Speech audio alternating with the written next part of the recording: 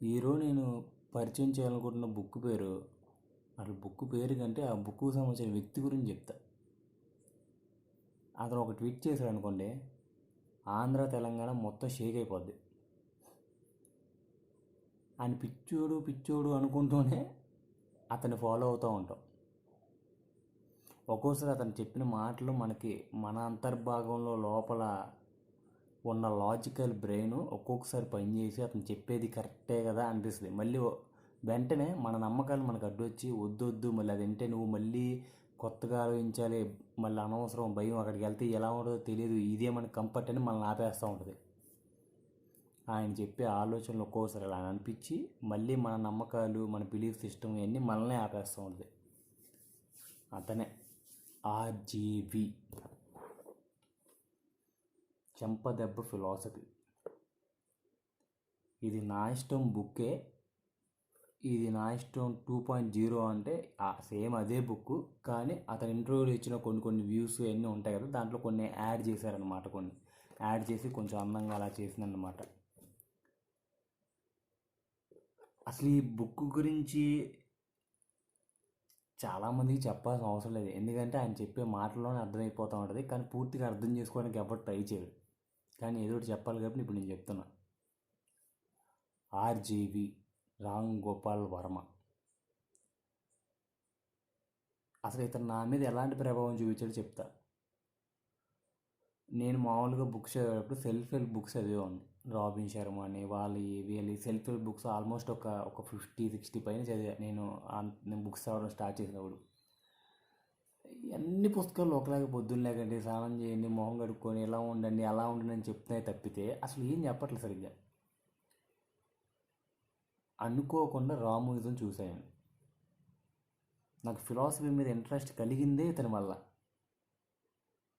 అతని ఫస్ట్ సీజన్లో 43-44 ఎపిసోడ్లు ఉంటాయి. నేను మొత్తం ప్రతి ఒక్క ఎపిసోడ్ చూశాను. నేను చూశాను. అక్కడి నుంచి నా థాట్ ప్రాసెస్ మొత్తం మారిపోయింది. అసలు ఇతనికి సంబంధించిన బుక్స్ ఏంటంటే నా ఇష్టం తెచ్చుకున్నా, అయిపోయింది, ఎవరో చదివేశారు. తర్వాత ఈ బుక్ తెచ్చుకున్నా, చదివేశారు. ఆయనకు సంబంధించిన వాట్కా విత్ వర్మ అనే ఆ బుక్ అయిపోయింది. మొన్న రీసెంట్గా వచ్చిన ఈడియట్ బుక్ అది కూడా అయిపోయింది. కానీ అవన్నీ ఏంటంటే ఇతను వ్యూస్ చెప్తాడు ఇంటర్వ్యూలో, వాటిలో నుంచి తీసి రాశారనమాట. సో ఈ బుక్ గురించి ఏం చెప్పాలంటే, తన ప్రయాణం, తన కాలేజీ నుంచి తను డైరెక్టర్ అయ్యి తర్వాత ఫ్లాపుల నుంచి హిట్ సినిమాలు తీసే వరకు ఉన్న మొత్తాన్ని తన తప్పుల్ని తన హిట్లుగా ఎలా చేసుకున్నాడు, తన ఒప్పుళ్ళు మళ్ళీ తప్పులుగా ఎలా అయినాయి, ప్రతి విషయాన్ని చెప్తాడనమాట. తన అనుభవమే రాశాడు. కానీ అంటే ఏదో సామాన్యంగా వెళ్ళిపోయే జీవితంలో ఉండదు. ప్రతి విషయాన్ని ఒక లాజికల్గా థింక్ చేస్తూ ఆలోచిస్తూ రాసుకున్న పుస్తకం అతను. నా ఇష్టం. ఇంకోటి ఏంటంటే ఈ బుక్ అతనికి అంకితం చేసుకున్నాడు. మామూలుగా బుక్ రాసిన వాళ్ళు పలానా వాళ్ళకి అంకితం, ఈ బుక్ నాకే అంకితం అని రాసుకున్నాడు ఆయన. అది జోక్స్ ఆఫ్ పార్ట్. ఈ బుక్లో ఏముంది అంటే, తను నేర్చుకున్న విషయాలు, తను అనుభవించిన సందర్భాలు, తను చేసిన తప్పులు మళ్ళీ ఒప్పులుగా ఎలా అయినాయి, అంతం సినిమా తీసాడు, ఫ్లాప్ నుంచి సత్య ఎలా తీసాడు, ఇలాంటివన్నీ చెప్తాడనమాట. ఫిలాసఫీ కూడా ఉంటుంది దీంట్లో. ఇతను ఎక్కువగా కనెక్ట్ అయ్యింది ఐన్ ర్యాండ్కి. ఐన్ ర్యాండ్ రాసిన ఫస్ట్ ఫౌంటైన్ బుక్, ఆ బుక్ చదివి కనెక్ట్ అయ్యాడు. ఆ బుక్ వాళ్ళ ఫ్రెండ్ సత్యేంద్ర దగ్గర తెచ్చుకున్నాడు. అతని వల్ల ఐన్ ర్యాండ్ పరిచయం అయింది. అక్కడి నుంచి ఐన్ ర్యాండ్ బుక్స్ బాగా చదివి దాని బాగా బాగా కనెక్ట్ అయిపోయాడు. అసలు ఐన్ ర్యాండ్ మనకి ఆంధ్రప్రదేశ్లో పరిచయం చేసిన వ్యక్తే అతను మిగతా జనాలకి. నేను కూడా ఐన్ ర్యాండ్ బుక్స్ చదవడానికి కారణం కూడా ఇతనే. ఏం చెప్పాలి బుక్ గురించి?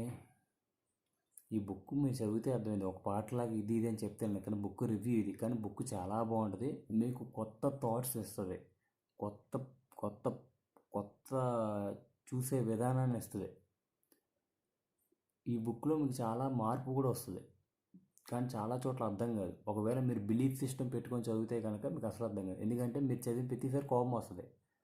ఎప్పుడైతే మీ బిలీఫ్ సిస్టమ్ పక్కన పెట్టి జస్ట్ ఒక బుక్ లాగా చదివితే ఆ చెప్పేదాన్ని మీరు వింటూ ఉంటే అప్పుడు ఖచ్చితంగా మీకు నచ్చుతుంది. లేదనుకో ఈడేంటి టెంగరోడు లేకపోతే ఈడు పిచ్చోడు ఇది. మనం ఏ పని చేసినా ఫస్ట్ ఆఫ్ ఆల్ ఏం చేస్తామంటే మనకు ఒక అభిప్రాయాన్ని ఏర్పరచుకుని ఆ అభిప్రాయం నుంచి ఏ పనైనా చేస్తూ ఉంటాం. అప్పుడు అదేంటి అది తప్ప రైట్ చూడం, మనం రైట్, మనం తప్పు అనుకుంటున్నాం, తప్పు కాబట్టి చూస్తున్నాం, అంతే తేడా, ఇంకేం ఉండదు దాంట్లో. సో మీ బిలీఫ్ సిస్టమ్ పక్కన పెట్టి ఆర్జీవి ఒక ఎదవ లేకపోతే సొల్లుడు ఇలా చెప్తాడు ఇది చెప్తాడు అని అనుకున్న మీ మైండ్లో ఉన్నాయన్నీ తీసి పక్కన పెట్టి చదివితే మీకు నిజంగా కొత్త ఆలోచన, కొత్త ప్రాసెస్ వస్తుంది. లేదు మీరు ఆల్రెడీ ఫిక్స్ అయిపోయి ఇతను అలాంటి అతను అలాంటి అని చదువుకుంటే మీకు పుస్తకం కూడా అలాగే అనిపిస్తుంది తప్ప మీకు నచ్చి మీకు చూడాలనుకున్నదే మీరు చూస్తారు తప్ప మీకు నచ్చింది కనబడితే మీరు చూడరు. మీరు కొత్తగా ఆలోచించాలి, కొత్తగా చూడాలనుకుంటే కనుక ఈ బుక్ చదవండి. ఈ బుక్ చదివిన రామోయిజం ఒకసారి చూడండి. మీరు ఫిలాసఫీ మీద ఇంట్రెస్ట్ కలుగుతారు, ఐన్ ర్యాండ్ బుక్స్ చదువుతారు, బ్రూస్ లీ గురించి వింటారు, ఇండివిజువల్ థింకర్ ఖచ్చితంగా అవుతారు. బిలీఫ్ సిస్టమ్లు మానేసి క్వశ్చన్ చేయడం మొదలెడతారు. అది వీడియో కనుక మీకు నచ్చితే లైక్ చేయండి, షేర్ చేయండి, కామెంట్ చేయండి, నచ్చకపోతే వదిలేయండి. బాయ్.